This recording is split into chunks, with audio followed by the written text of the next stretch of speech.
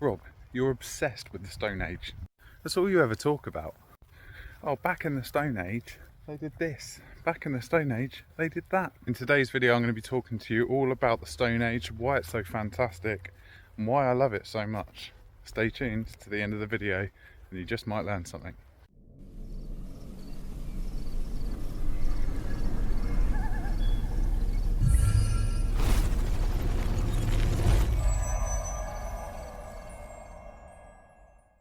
So the Stone Age is an umbrella term, or a generic term basically, for a period of prehistory, of what we call prehistory, and it marks basically the very foundation and cornerstone to our history as humans.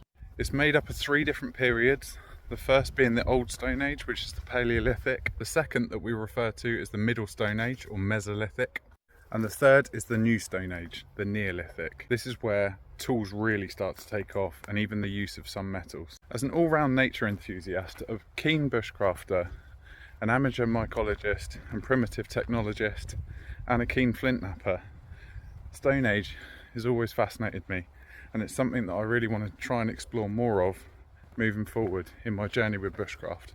And as a result, over the next 4 weeks, I'll be taking you on some nature walks, taking you along with me to learn all about the Stone Age on a 4-part mini documentary series known as The Best Things About the Stone Age.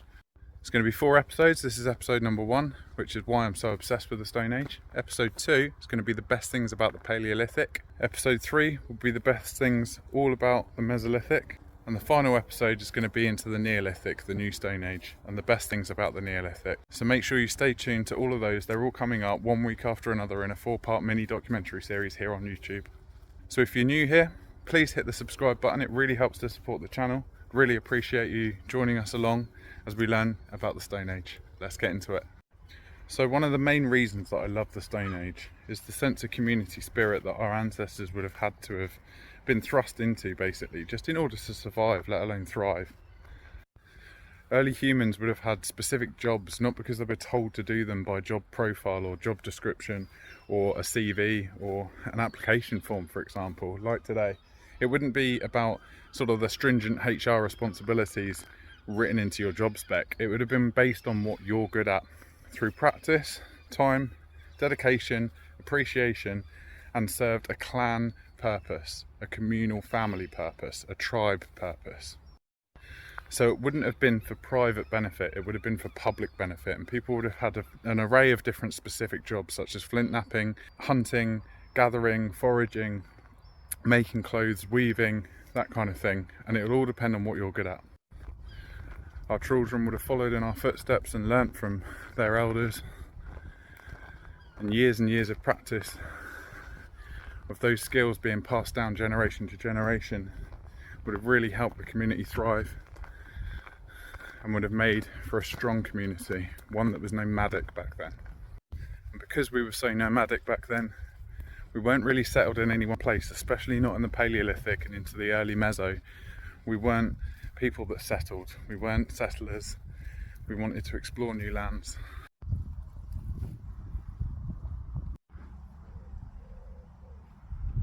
So that's quite important really, that we were nomadic people exploring the landscapes, especially in the Paleolithic. We would have moved from place to place in search of shelter, warmth, fire, resources, food, and especially comfort. It's important to me as a British and Irish person in modern society, living in Britain, to sort of look back at our ancestry and take note and realise the sort of magnitude and the scale of things. The first people to arrive in Britain was nearly 1 million years ago. That's crazy to think about. It's truly fascinating, but we know this based on footprint finds in the North Norfolk coast that date back to around 800,000 years ago, nearly 1 million years ago. This set of footprints would have been a family, believe it or not, as well. So there was an adult male, and then a young woman or a teenage girl, and then 2 or 3 children as well that were found. All on the beach, we discovered them. And it was quite remarkable really, because that was basically the turning point where we knew that people had moved from mainland Europe into Britain for the first time. Another big reason for my love of the Stone Age was the fact that we developed our first tools, our first working tools, stone tools made from flint, chert, even obsidian, dacite, all those kinds of soft, breakable material that have a really shiny, waxy finish. Anything that conchoidally fractures can be napped into tools, workable tools, such as axes, knives, arrows, anything like that. And the Stone Age gave birth to that. Our ancestors would have been making tools for functional purpose, which is incredible. I myself have experimented with flintnapping and experimental archaeology along the few years that I've been doing this. And again, it's really fun, it's really interesting. I've got a back catalogue of different Stone Age tool making videos and flintnapping videos that you can check out if you want to learn to do that yourself. It's really interesting, and I'd urge anybody to give it a go. I want to talk to you a little bit about shelters, natural survival shelters that we would have had to utilise, use and make in order to just get by, let alone thrive. Something that you take for granted in your own home, your own comfort, is a roof over your head, but it wouldn't have been that easy back in the day.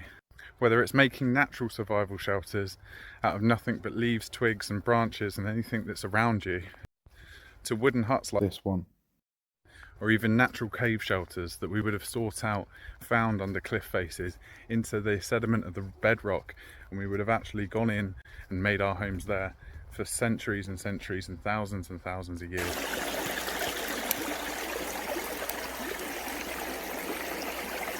One of the earliest hand axes discovered in Britain was owned by Heidelbergensis, Homo heidelbergensis. This hand axe dates back to around 500,000 years ago, 500,000 years old. The discovery of techniques and skill sharing and passing that on through generation to generation would have brought with it a new love of community skill sharing, a new thirst for knowledge and a new thirst for learning, which we all share as individuals, as part of the human species. Nomadic people would have had to be experts in navigation and traversing different terrains, walking through the landscape, exploring different landscapes, and being quite brave really when you think about it, in terms of searching out new lands that have never been seen by other humans before.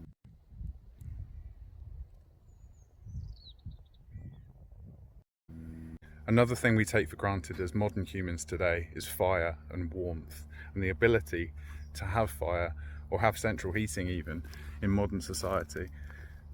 Again, not that easy when you're a Paleolithic hunter-gatherer. I've done several videos on primitive fire methods, and this is the exact reason why a lot of bushcrafters like myself end up kind of trying to explore more primitive methods and get hooked on this kind of primitive technology sort of journey and move away from conventional bushcraft and into the Stone Age. Largely because of sealing potential, learning, knowledge, the thirst for more and more knowledge.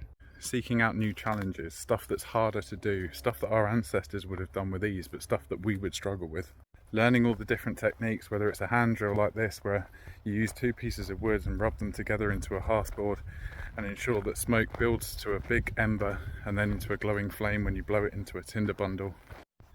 Or whether it's using mushrooms and fungus as the tinder, alongside things like iron pyrites that is foraged on coastal regions of South England. Exactly when man's first fire first appeared in our ancient prehistory has long been argued and contested. A lot of people think it's around 500,000 years ago, a lot of people think it's 800,000 years ago, a lot of people say it's 1,000,000 years or more. I truly believe it is a million years or more. I've done a video explaining what I think, my opinion on what man's first fire would have looked like, and I'll leave it in the description below so that you can go and check that out. I believe that the likelihood is we would have first used things like tinder fungus and iron pyrites. A lot of people think of cavemen or early humans, early hominids, as quite simple rudimentary characters that wouldn't have had much talent, much knowledge, much skill, or anything else for that matter. And although their limited resources were, somewhat detrimental to kind of how easy we have everything now, they would have been absolute masters in that craft, far more skilled than you or I, and they deserve a lot more credit than people give them.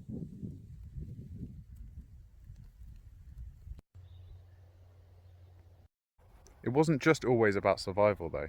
Artistic flair and creativity were at the cornerstone of everyday life in the Stone Age. Things like elaborate cave art, jewellery, clothing, different styles, different flares, different flexes on the sort of primitive muscle, showing other tribes what your tribe was about, showing what skills your ancestors passed you down, showing what your family believed in based on differences, based on unique differences, and also changes in landscape and resources available to them. People who live by the coast might have different dress sense to people who lived inland. People who had access to deer antler, for example, might have flint-napped in a different way, whereas people who only possess stone may well have just used hard percussion.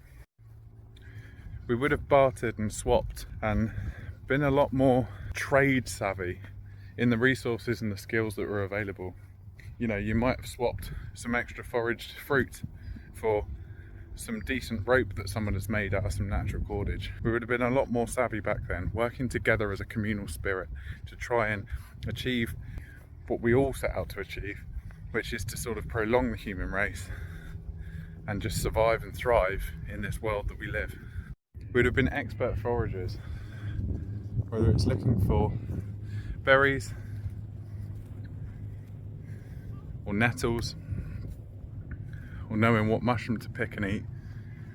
Our ancestors would have been experts at it, and it would have been through trial and error, and again, generational pass down. Been more self-sufficient and a lot more self-reliant when it came to thriving in nature.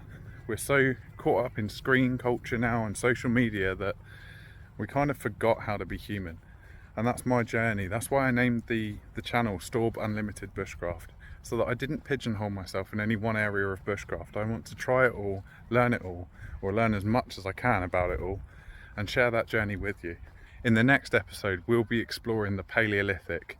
If you drew a line from the Paleolithic right the way to present day, it would cover probably around 95-98% of that line. The Paleolithic was massive, traversing thousands and thousands of years. It was our first steps on the planet. It was the most explorative the human race has ever been. Breeding with different species and eventually finding ours, Homo sapien, it was the forefront of what we know today. So stay tuned for that video and the others as well on this Stone Age documentary series. That's the end of the video, guys. I hope that you've liked that one. If you have, give it a little like below. Don't forget to subscribe, and I'll see you next week for the Paleolithic episode.